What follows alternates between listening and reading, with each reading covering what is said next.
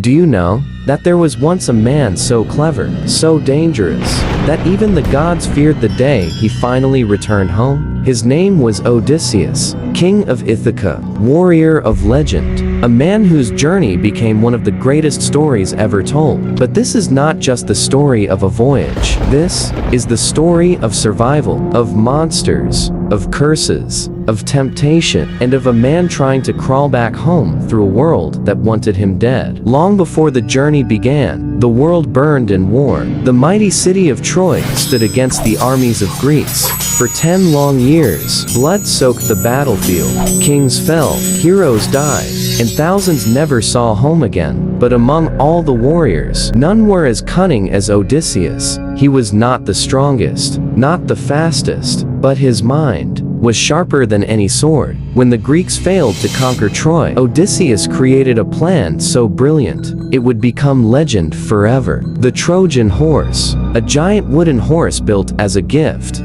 The Trojans celebrated. They dragged the horse into their city, never knowing Greek soldiers were hidden inside.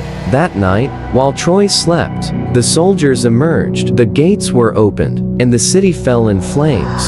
The war was over. At last, Odysseus could finally return home to his wife and his son, or so he thought, because the gods had other plans. Odysseus and his men sailed into the open sea. The wind was calm. Victory filled their hearts. But pride is dangerous, especially when gods are listening. One stormy day, Odysseus and his crew landed on a strange island, a place filled with giant sheep, and a terrifying secret. Inside a dark cave lived Polyphemus, a monstrous Cyclops, a giant with one eye, the son of the sea god Poseidon. At first, the men explored the cave greedily. They ate the creature's food. They laughed. But then, the ground shook. Polyphemus returned, and when he saw the intruders, he sealed the cave entrance with a massive stone. Then he grabbed 2 men and ate them alive. Bones cracked, blood splashed. The crew screamed in horror. Every night, the monster devoured more men. Odysseus realized strength would not save them, only intelligence. So he offered the Cyclops strong wine. The giant drank heavily. Soon he became drunk. Before sleeping, the Cyclops laughed and asked, "What is your name, little man?" Odysseus smiled. "My name is Nobody."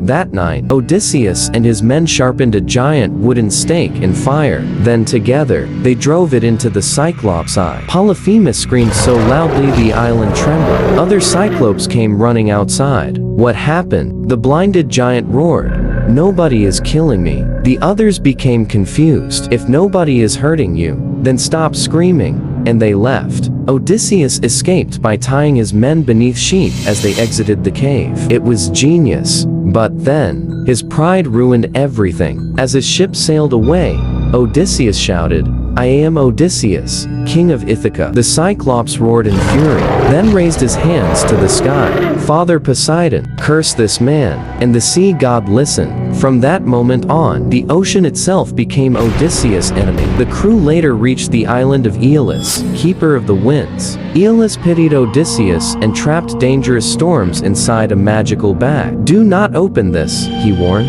With the winds controlled, Odysseus finally neared Ithaca. Home was visible. His kingdom was close enough to touch, but exhaustion overcame him. He fell asleep, and his men, curious and foolish, believed the bag contained treasure. So they opened it. Instantly, violent storms exploded outward. The ships were blasted across the sea once again. Odysseus woke to disaster. Home vanished behind them, and despair filled his heart. Eventually, they reached the island of the sorceress Circe. Beautiful, mysterious, deadly. She welcomed Odysseus' men with food and wine, but the meal was enchanted. Moments later, the soldiers transformed into pigs. Actual pigs. Squealing, terrified. Circe laughed as they scratched helplessly in mud. But Odysseus confronted her. Guided by the messenger god Hermes, he resisted her magic.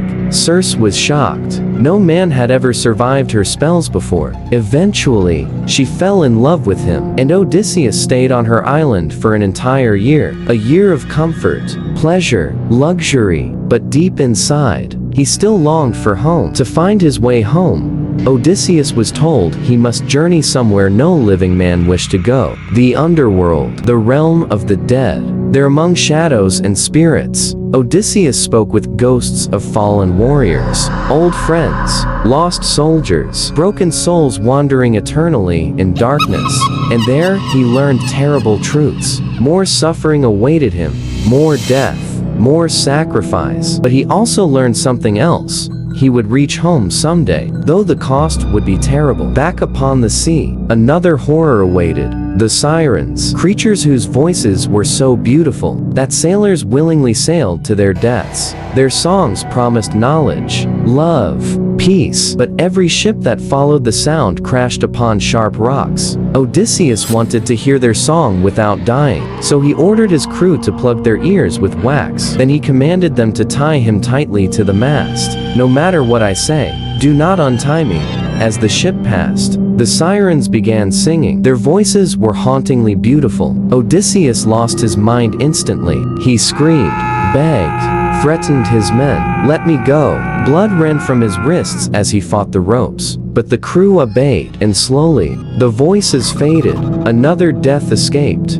Barely. Soon, the sea itself became a nightmare. On one side lurked Scylla, a six-headed beast who devoured sailors whole. On the other side waited Charybdis, a monstrous whirlpool capable of swallowing entire ships. To avoid one meant nearing the other. Odysseus chose the lesser horror. As the ship passed Scylla, 6 screaming men were snatched into the air and eaten alive. Their cries haunted Odysseus forever, but the ship survived. Barely. Eventually, the starving crew landed upon an island sacred to Helios. There grazed divine cattle forbidden to harm. Odysseus warned his men repeatedly, do not touch them, but hunger defeated discipline. While Odysseus slept, the crew slaughtered the sacred cattle. The gods were enraged, and Zeus himself struck their ship with lightning. The ocean exploded. The ship shattered apart. Every single man died, except Odysseus, alone, floating upon broken wood, watching the sea consume his friends. Odysseus washed ashore on the island of the immortal nymph Calypso. She loved him deeply, too deeply. For 7 years, she kept him trapped there, offering him immortality, pleasure, eternal life. But Odysseus refused, because all he wanted was home. Eventually, the gods ordered Calypso to release him. And finally, after 20 years away, Odysseus reached Ithaca. But home had changed. Many believed Odysseus was dead. Suitors filled his palace, trying to marry Penelope and steal his kingdom. They mocked his son, consumed his wealth, destroyed his home from within. So Odysseus disguised himself as a beggar. No one recognized him, not even his own servants. Until the final test arrived. Penelope announced, whoever can string Odysseus' great bow shall marry me. One by one the suitors failed. The bow would not bend. Then the beggar stepped forward. The room laughed, but effortlessly. Odysseus strung the bow, and in that instant, the truth was revealed. The king had returned. What followed was chaos. Arrows flew, men screamed, tables overturned. Odysseus slaughtered every man who betrayed his house. Justice had finally arrived, and at last, after monsters, storms, curses, death, and 20 years of suffering, Odysseus embraced Penelope once again. The journey was over, and that is why the story of Odysseus survived for thousands of years. Because it is not just a story about monsters, it is about endurance, about resisting temptation, about surviving loss, about a man who refused to stop fighting for home no matter how impossible the journey became. The world broke him many times, but he kept going, and sometimes, that is the greatest victory of all. Like and subscribe if you enjoy the story.